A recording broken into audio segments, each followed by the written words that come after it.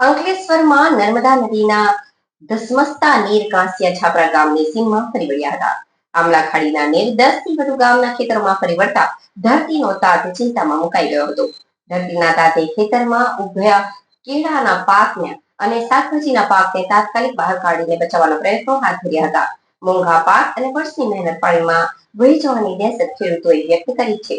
સરદાર સરોવર ડેમમાંથી પાણી છોડાતા નર્મદા નદીના જળસ્તરમાં વધારો નોંધાયો છે.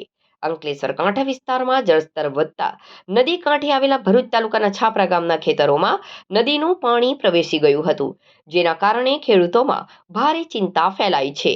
ખેડૂતોના જણાવ્યા મુજબ મોંઘા પાક અને વર્ષની મહેનત પાણીમાં વહી જવાની શક્યતા ઊભી થઈ છે.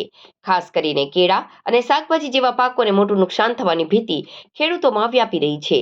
નદીના પાણી ખેતરોમાં ઘૂસતા જ ખેડૂતો સતર્ક બન્યા હતા અને ખેતરમાં ઉભેલા કેળા સહિતના શાકભાજીના પાકોને તાત્કાલિક બહાર કાઢીને બચાવવાના પ્રયત્નો હાથ ધર્યા હતા. તેમ છતાં પાક પર પાણી ફરી વળવાથી ભારે નુકસાન થાય તેવી શક્યતા છે. ગ્રામજનોનું કહેવું છે કે જો નર્મદા નદીમાં 28 ફૂટથી વધુ પાણીની આવક થશે તો કાંઠા વિસ્તારના મોટા ભાગના ખેતરમાં પૂર ચપેટમાં આવી જશે અને ખેડૂતોને અતિ ભારે નુકસાન સહન કરવું પડશે.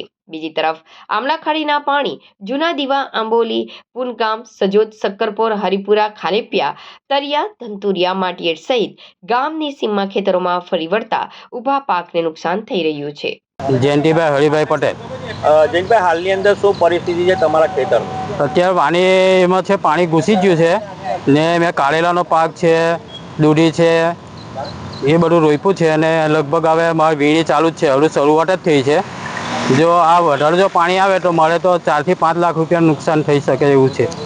હાલની અંદર 24 ફૂટની સપાટી છે, હજુ કેટલી ફૂટ થાય તો તમારા ખેતર ડૂબી જાય?